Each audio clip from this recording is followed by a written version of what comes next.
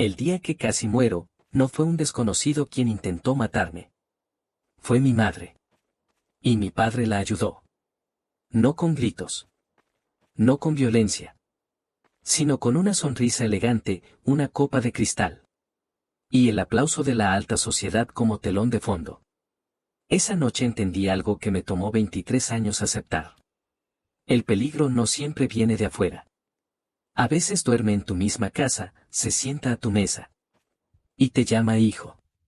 Pero para que entiendas cómo llegamos a ese punto, tengo que empezar desde el principio. Desde el lugar donde aprendí que el silencio también es una forma de abandono. Me llamo Hugo. Y si estás escuchando esto, quiero que sepas algo desde el inicio, no todas las familias se rompen con gritos. Algunas se quiebran en silencio, despacio, como una grieta que atraviesa una pared perfecta sin que nadie quiera verla. Durante 23 años fui invisible en mi propia casa. La mansión Valesca, al norte de Texas, era enorme, elegante, impecable. Pero no era un hogar. Era una extensión del ego de mi padre. Pasillos largos como corredores de hospital, mármol que siempre estaba frío, relojes caros que marcaban cada segundo como si el tiempo también fuera una inversión. Mi padre, Ricardo Valesca, no entendía el lenguaje del afecto. Solo hablaba de poder, de control, de expansión. Era el fundador y dueño de Laboratorios Valesca, una de las farmacéuticas más influyentes del estado. Para él, el mundo se dividía en ganadores y estorbos. Y yo era un error de cálculo.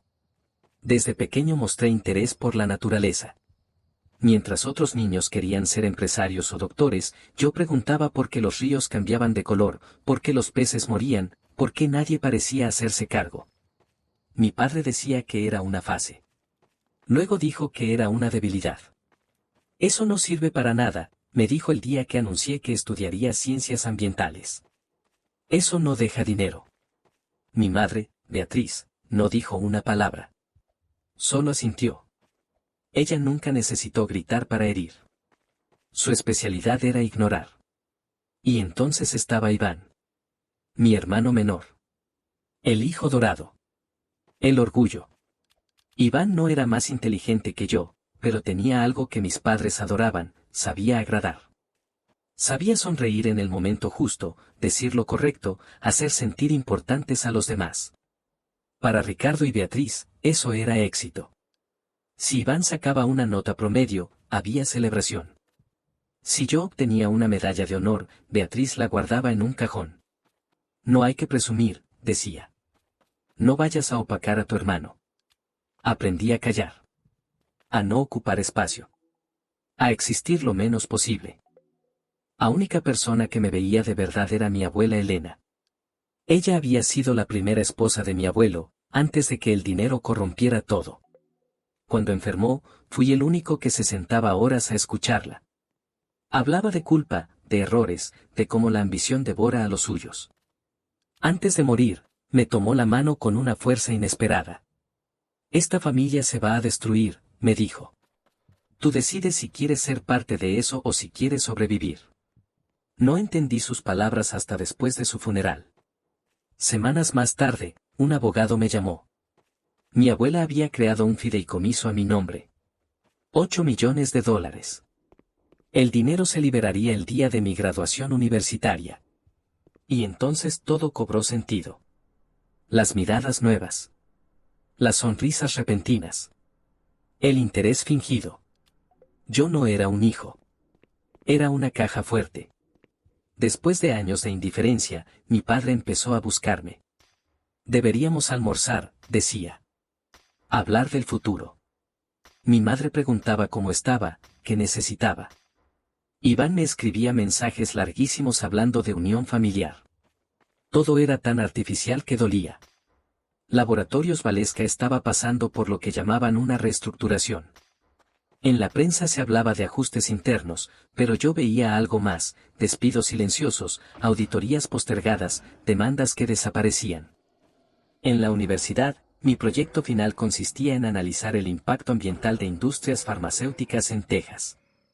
Elegí el tema sin pensar demasiado, hasta que empecé a encontrar coincidencias. Niveles químicos elevados en ríos cercanos a plantas industriales. Fechas que coincidían. Nombres que se repetían. Laboratorios Valesca. Seguí investigando. Lo que encontré me quitó el sueño. La empresa estaba vertiendo residuos tóxicos de manera ilegal. Para ahorrar dinero. Para maximizar ganancias. Falsificaban informes, compraban silencios, manipulaban datos. Comunidades enteras estaban pagando el precio. Niños con problemas respiratorios. Adultos con enfermedades extrañas. Agua contaminada. Cuando enfrenté a mi padre, no mostró sorpresa. Así funciona el mundo, dijo. No seas ingenuo. La gente se está muriendo. Daños colaterales. Mi madre me miró como si yo fuera un extraño. Esto se puede arreglar, dijo. Con dinero. Entonces entendí por qué me necesitaban. Les dije que no les daría ni $1. Que denunciaría todo. El silencio fue absoluto. Beatriz me sostuvo la mirada, y sonrió. No era una sonrisa de madre. Era una advertencia. Desde ese día, la casa dejó de sentirse fría. Se volvió peligrosa. Las cenas eran obligatorias. Las conversaciones, ensayadas. Mi padre hablaba de perdón. Mi madre, de segundas oportunidades. Iván actuaba como mediador. No seas extremista, me decía. Todo se puede solucionar. Pero yo ya no confiaba. Un amigo de la universidad, Daniel, experto en seguridad digital, me ayudó a instalar grabaciones discretas. No porque quisiera espiar, sino porque tenía miedo. Y entonces llegó la noche de mi graduación. La azotea del hotel estaba llena de luces. Empresarios, políticos, periodistas. Todos brindaban por mí. Pero yo solo veía reflejos. En una copa. En un espejo. Y en uno de esos reflejos, la vi. Mi madre vertiendo un polvo blanco en mi bebida. Mi padre cubriéndola con su cuerpo. Mi propio asesinato. Planeado con elegancia. Sentí miedo. Pero también una calma extraña. Sabía lo que tenía que hacer. Por tu futuro, hijo, dijo mi padre, entregándome la copa. No puedo aceptar esto solo, respondí. Iván ha sido mi apoyo.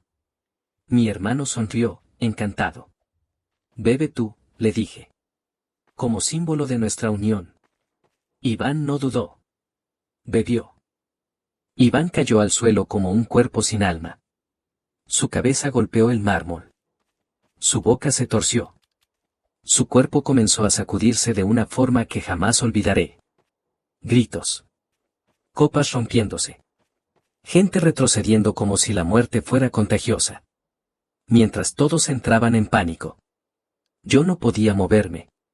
Porque reconocí los síntomas al instante. El sudor frío. Las convulsiones descontroladas. La rigidez muscular. Era R17. El mismo compuesto experimental que mi padre había ordenado probar en secreto. El mismo veneno que había contaminado ríos. El mismo que ahora estaba matando a su propio hijo. R17. Grité con la voz rota. Necesita el antídoto ahora. Los paramédicos dudaron. Mi padre los miró con terror. Mi madre se quedó inmóvil. Por primera vez, Beatriz no tenía una máscara. Solo pánico puro. Les grité la dosis exacta. El tiempo límite. Cada segundo que se escapaba como una sentencia. Cuando el antídoto entró en su cuerpo, Iván dejó de convulsionar.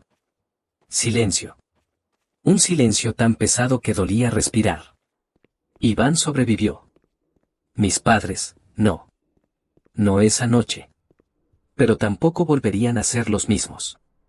Las grabaciones salieron a la luz. El video. Las voces. Las pruebas de la contaminación. Las órdenes firmadas. El país entero vio lo que yo había visto toda mi vida.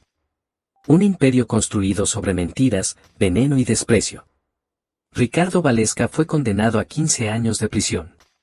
Beatriz, a 12.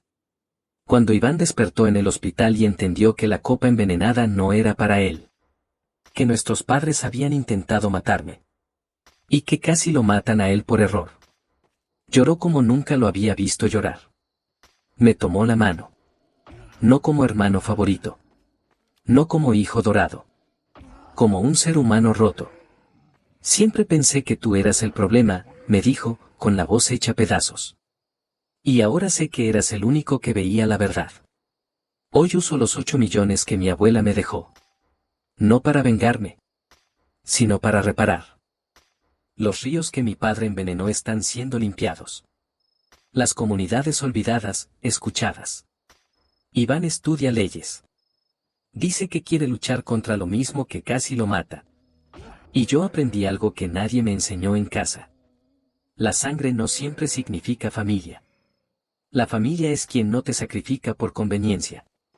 Porque el silencio también mata. La indiferencia también mata. Y amar a un hijo menos que a otro.